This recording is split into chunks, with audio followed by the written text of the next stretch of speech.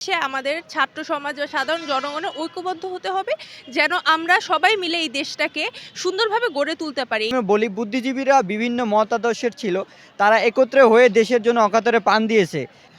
সঠিক ইতিহাস পাঠ্য বইয়ে অন্তর্ভুক্ত করা হোক। যে ২৪-এ এসে আমাদের সহপাঠীরা সহযোদ্ধারা যেভাবে রক্ত দিয়ে দেশকে আবারও পুনরায় স্বাধীন করেছে।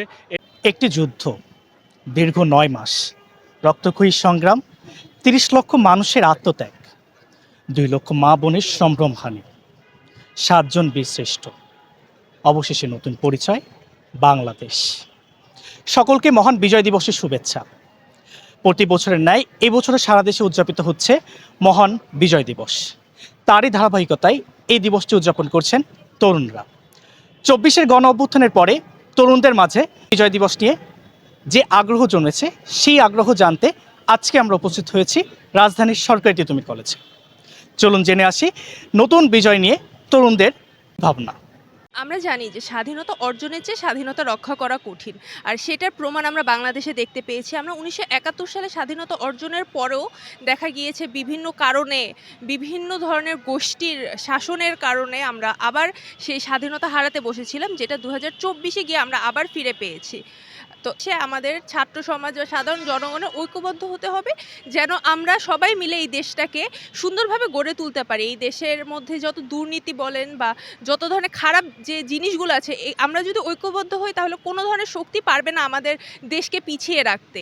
বিজয় ছিল আমাদের অস্তিত্বের বিজয়, আর ২৪-এর বিজয় আমাদের লড়াই সংগ্রাম ছিল অন্যায়ের বিরুদ্ধে। ২৪-এর যে লড়াইটা হয়েছে, আমরা যদি ৭১ থেকে যদি আমরা শিক্ষা নিতে পারি, তো ২৪-এর সাথে আমরা কিন্তু কানেক্ট করতে পারি। ২৪-এ যেটা হয়েছিল, তরুণ সমাজ কিন্তু সবসময় মাঠে ছিল। তরুণ সমাজ ৭১-এর যে ইতিহাস, এই ইতিহাস থেকে তারা কিন্তু শিক্ষা নিয়েছে যে আমাদের বীরের যে জাতি ছিল ৭১-এর সময়, তারা সুন্দর যে দেশের জন্য যে অকাতরে একত্রে হয়ে মানে কাজ করেছে, এটা খুবই একটা চমৎকার ছিল। সেই স্পৃহা থেকে ২৪-এর যে তরুণরা সেইটা নিয়েই আমাদের মানে স্বৈরাচারের বিরুদ্ধে একটা জয় এনেছে। এখন যদি আমরা বলি, ৭১-এ আমাদের কিন্তু দল মত নির্বিশেষে সবাই একত্রে ছিল, কিন্তু ২৪-এ এই জিনিসটা একটু বিপরীত। তরুণ সমাজ শিক্ষা থেকে পিছিয়ে যাচ্ছে, তারা একত্রে কাজ করতে পারছে না। এই বিষয়টা আমাদের শিক্ষা নেওয়া উচিত। যেমন বুদ্ধিজীবী দিবস থেকে যদি আমরা বলি, বুদ্ধিজীবীরা বিভিন্ন মতাদর্শের ছিল, তারা একত্রে হয়ে দেশের জন্য অকাতরে প্রাণ দিয়েছে। কিন্তু মানে ২৪-এ এসে আমি যদি দেখি, এখন আমাদের মধ্যে দ্বিধাদ্বন্দ্ব, একে মানে কাদা ছুড়োছুড়ির মতো আমাদের যে কাজগুলো করছি, এটা থেকে বিরত থেকে আমরা তরুণ সমাজ একতাবদ্ধ হয়ে কাজ করলে দেশের সুন্দর একটা স্বাধীনতা সার্বভৌমত্ব আমরা টিকিয়ে রাখতে পারবো। একজন তরুণী হিসেবে চাই আমরা তরুণ সমাজ, ছাত্র সমাজ ঐক্যবদ্ধ থাকি এবং আমাদের বিজয় রক্ষা করি। আমরা ১৯৭১ সালে যেটা বিজয় অর্জন করেছি, আমরা সেটা ধরে রাখতে পারিনি।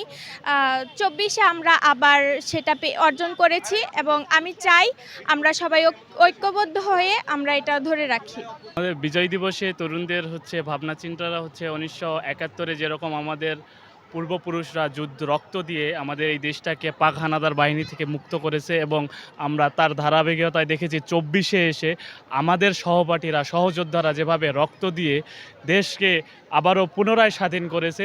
এই স্বাধীনতা আমরা আঁকড়ে ধরে ভবিষ্যতে আমাদের দেশ এবং জাতিকে ঐক্যবদ্ধ করে একটা সুসংগঠিত রাষ্ট্রে পরিণত করব, এতটুকুই প্রত্যাশা। আমি একজন তরুণ হিসাবে বলতে চাই যে সঠিক ইতিহাস পাঠ্য বইয়ে অন্তর্ভুক্ত করা হোক এবং যে আগের যে ভুয়া ইতিহাসগুলো সেগুলো পাঠ্য বই থেকে বাতিল করা হোক। তরুণদের সমন্বিত শক্তিই পারে দেশকে গড়তে, যেটি ২৪-এর গণ অভ্যুত্থানের প্রতিফলন। আবু সাইদ, বাংলা ফ্লো, ঢাকা।